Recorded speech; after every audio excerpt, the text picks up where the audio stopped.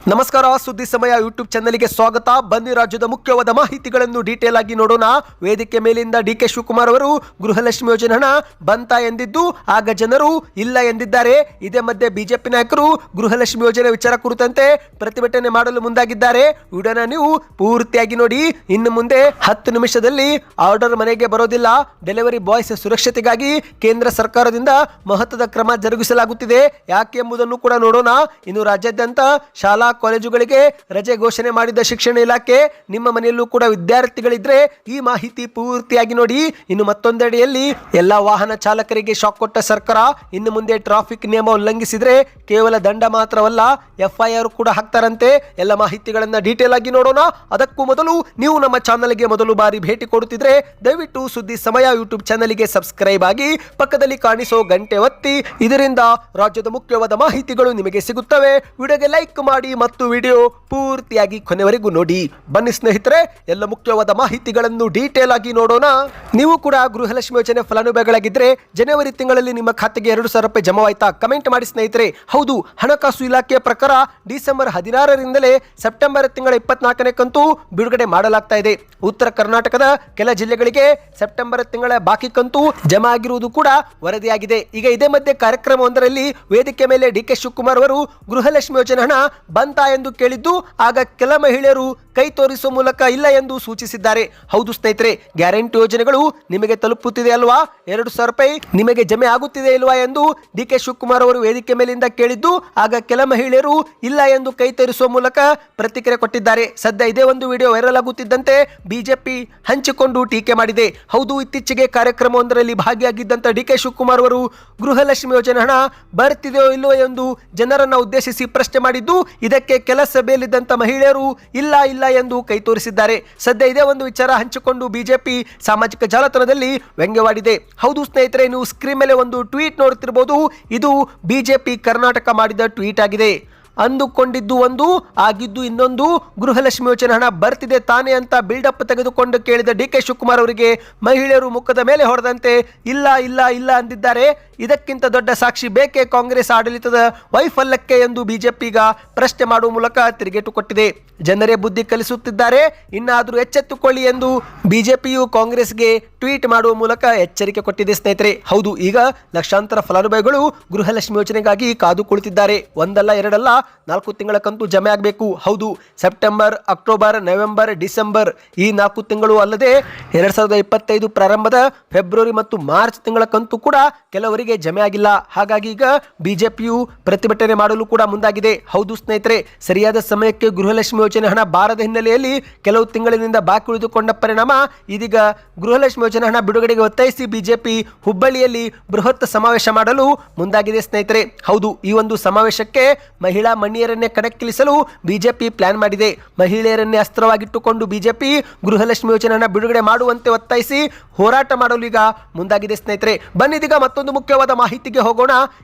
ಇನ್ನು ಮುಂದೆ ಆರ್ಡರ್ ಮಾಡಿದ 10 ನಿಮಿಷದಲ್ಲಿ ನಿಮ್ಮ ಮನೆ ಬಾಗಿಲಿಗೆ ಆಹಾರ ಬರೋದಿಲ್ಲ. ಹೌದು, ಯಾಕಂದ್ರೆ ಡೆಲಿವರಿ ಬಾಯ್ಸ್ ಸುರಕ್ಷತೆಗಾಗಿ ಕೇಂದ್ರ ಸರ್ಕಾರ ಮಹತ್ವದ ಕ್ರಮ ತೆಗೆದುಕೊಳ್ಳಲು ಮುಂದಾಗಿದೆ. ಹೌದು, ನಮಗೆ 10 ನಿಮಿಷದಲ್ಲಿ ಆರ್ಡರ್ ಸಿಗಲಿದೆ ಎಂಬ ಆತುರ, ಆದರೆ ಅದನ್ನು ಹೊತ್ತು ಬರುವ ಡೆಲಿವರಿ ಪಾರ್ಟ್ನರ್ಗೆ ಅದು ಬದುಕಿನ ಪ್ರಶ್ನೆ ಆಗಿರುತ್ತೆ. ಹೌದು ಸ್ನೇಹಿತರೆ, ಇಂದು ಎಷ್ಟೋ ಡೆಲಿವರಿ ಪಾರ್ಟ್ನರ್ಸ್ ಆರ್ಡರ್ ಅನ್ನ ಒಂದು ಕಡೆಯಿಂದ ಮತ್ತೊಂದು ಕಡೆಗೆ ತೆಗೆದುಕೊಳ್ಳುವ ಭರದಲ್ಲಿ ಪ್ರಾಣವನ್ನು ಕೂಡ ಕಳೆದುಕೊಂಡಿದ್ದಾರೆ. ರಸ್ತೆಯಲ್ಲಿ ಪ್ರಾಣ ಪಣಕ್ಕಿಟ್ಟು ಓಡಾಡುತ್ತಿದ್ದಂತ ಸಾವಿರಾರು ಗಿಗ್ ವರ್ಕರ್ಸ್ಗೆ ಈಗ ಕೊನೆಗೂ ಜಯ ಸಿಕ್ಕಿದೆ. ಯಾಕಂದ್ರೆ ಸ್ನೇಹಿತರೆ, ಬ್ಲಿಂಕಿಟ್ ನಂತಹ ಇ ಕಾಮರ್ಸ್ ಪ್ಲಾಟ್ಫಾರ್ಮ್ಗಳು ತಮ್ಮ 10 ನಿಮಿಷಗಳಲ್ಲಿ ಡೆಲಿವರಿ ಎಂಬ ಟ್ಯಾಗ್ಲೈನ್ ಅನ್ನ ತೆಗೆದು ಹಾಕುವಂತೆ ಕೇಂದ್ರ ಸರ್ಕಾರ ಸೂಚನೆ ಕೊಟ್ಟಿದೆ. ಹೌದು, ಕೇಂದ್ರದ ಕಾರ್ಮಿಕ ಸಚಿವ ಮನ್ಸುಖ್ ಮಾಂಡನಿಯಾ ಅವರು ಈ ಒಂದು ಪ್ಲಾಟ್ಫಾರ್ಮ್ಗಳ ಪ್ರತಿನಿಧಿಗಳೊಂದಿಗೆ ಸಭೆ ಮಾಡಿ ಡೆಲಿವರಿ ಪಾಲುದಾರರ ಸುರಕ್ಷತೆಗಾಗಿ ಮೊದಲ ಆದ್ಯತೆ ನೀಡುವಂತೆ ಸೂಚನೆ ಕೊಟ್ಟಿದ್ದಾರೆ. ಹೌದು, ಈ 10 ನಿಮಿಷಗಳ ಡೆಲಿವರಿ ಎಂಬ ಭರವಸೆಯು ಸಾರ್ವಜನಿಕ ವಲಯದಲ್ಲಿ ಈ ಒಂದು ಹಿಂದೆ ಭಾರಿ ಚರ್ಚೆಗೆ ಕಾರಣವಾಗಿತ್ತು.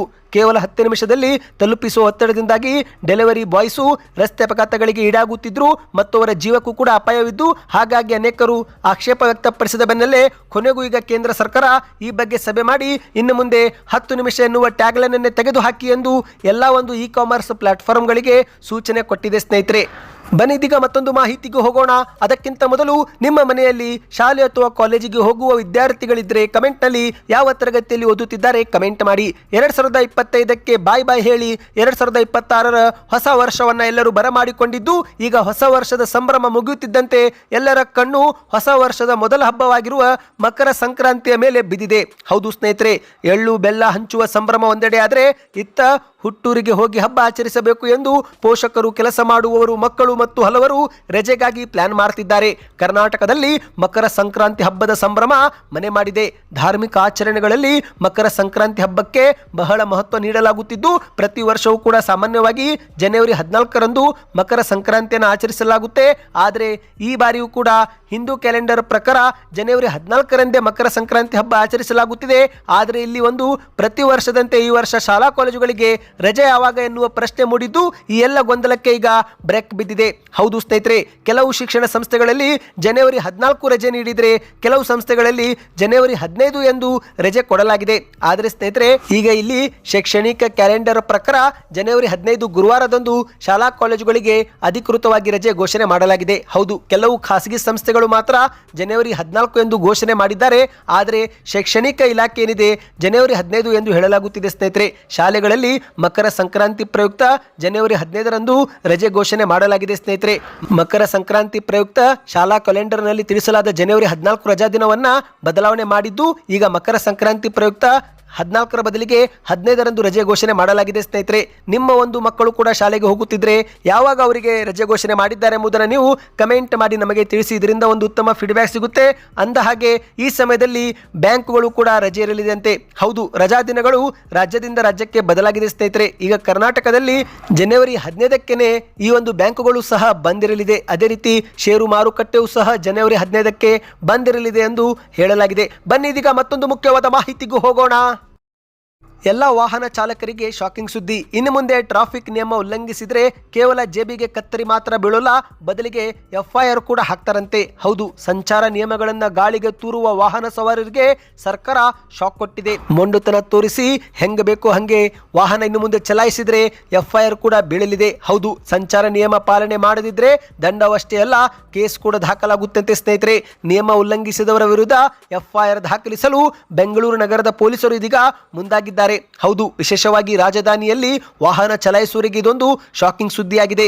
ಹೌದು, ಸರ್ಕಲ್ಗಳಲ್ಲಿ ರೆಡ್ ಸಿಗ್ನಲ್ ಇದ್ದರೂ ಕೂಡ ಪಾಲನೆ ಮಾಡದೆ ದಾಟಿದ್ರೆ ಅಥವಾ ಒನ್ ವೇನಲ್ಲಿ ವಾಹನ ಚಲಾಯಿಸಿದ್ರೆ ಮತ್ತು ಅದೇ ರೀತಿ ಎಲ್ಲಿ ಬೇಕು ಅಲ್ಲೆಂದರಲ್ಲೇ ವಾಹನ ನಿಲುಗಡೆ ಮಾಡಿದ್ರೆ ಇಂತಹ ನಿಯಮ ಉಲ್ಲಂಘನೆಗಳಿಗೆ ಇನ್ನು ಮುಂದೆ ಸಂಚಾರ ಪೊಲೀಸ್ ಠಾಣೆಯಲ್ಲಿ FIR ದಾಖಲಿಸಲಾಗುತ್ತೆ ಎಂದು ಉಪ ಪೊಲೀಸ್ ಆಯುಕ್ತರಾಗಿರುವ ಅನೂಪ್ ಶೆಟ್ಟಿ ಎನ್ನುವರು ಹೇಳಿಕೆಯನ್ನು ಕೊಟ್ಟಿದ್ದಾರೆ. ಯಾಕಂದ್ರೆ ಸ್ನೇಹಿತರೆ, ಪೊಲೀಸ್ ಇಲಾಖೆ ಅಂಕಿಅಂಶಗಳ ಪ್ರಕಾರ 2025 ಜನವರಿಯಿಂದ ನವೆಂಬರ್ ವರೆಗೆ ಬೆಂಗಳೂರು ಒಂದರಲ್ಲೇ 6,62,447 ಸಿಗ್ನಲ್ ಜಂಪಿಂಗ್ ಪ್ರಕರಣ ವರದಿಯಾಗಿದೆ. ಇನ್ನು ಅದೇ ರೀತಿ ಸುಮಾರು 3,02,000 ನೋ ಎಂಟ್ರಿ ಉಲ್ಲಂಘನೆ ಮಾಡಲಾಗಿದೆ. ಅಂದ್ರೆ ನೋ ಎಂಟ್ರಿ ಜಾಗದಲ್ಲೂ ಕೂಡ ವಾಹನಗಳನ್ನ ತೆಗೆದುಕೊಂಡು ಹೋಗಿದ್ದಾರೆ. ಏಕಮುಖ ರಸ್ತೆಯಲ್ಲಿ ಟ್ರಾಫಿಕ್ ನಿಯಮ ಪಾಲನೆ ಮಾಡದ ಪರಿಣಾಮ ಹಲವರಿಗೆ ದಂಡ ಹಾಕಲಾಗಿದೆ. ಅಷ್ಟಾದರೂ ಕೂಡ ಇದುವರೆಗೆ ಹಲವರು ಸಿಗ್ನಲ್ ಜಂಪಿಂಗ್ ಸೇರಿದಂತೆ ಇತರೆ ಒಂದು ನಿಯಮ ಉಲ್ಲಂಘನೆ ಮಾಡಲಾಗುತ್ತಿದ್ದು, ಹಾಗಾಗಿ ಇನ್ನು ಮುಂದೆ ಈ ರೀತಿ ನಿಯಮ ಉಲ್ಲಂಘನೆ ಮಾಡಿದರೆ ಸೆಕ್ಷನ್ 281 ಅಡಿಯಲ್ಲಿ ಕೇಸ್ ದಾಖಲು ಮಾಡುತ್ತಾರಂತೆ. ಹೌದು ಸ್ನೇಹಿತರೆ, BNS ಸೆಕ್ಷನ್ 281 ಅಂದ್ರೆ ಭಾರತೀಯ ನ್ಯಾಯ ಸಂಹಿತ 281 ಸಾರ್ವಜನಿಕ ಮಾರ್ಗದಲ್ಲಿ ಅಜಾಗರೂಕವಾಗಿ ಮತ್ತು ನಿರ್ಲಕ್ಷ್ಯ ಚಾಲನೆ ಅಡಿಯಲ್ಲಿ ಕೇಸು ದಾಖಲು ಮಾಡ್ತಾರಂತೆ. ಸದ್ಯಕ್ಕೆ ಸ್ನೇಹಿತರೆ, ಈ ಎಲ್ಲ ಮಾಹಿತಿಗಳು ಇಷ್ಟವಾಗಿದ್ದರೆ ವಿಡಿಯೋಗೆ ಲೈಕ್ ಮಾಡಿ, ಹೆಚ್ಚಿನ ಮಾಹಿತಿಗೋಸ್ಕರ ಚಾನಲ್ಗೆ ಸಬ್ಸ್ಕ್ರೈಬ್ ಮಾಡಿಕೊಳ್ಳಿ ಮತ್ತು ವಿಡಿಯೋ ಹೇಗೆ ಅನಿಸ್ತು ಕಮೆಂಟ್ ಮಾಡಿ.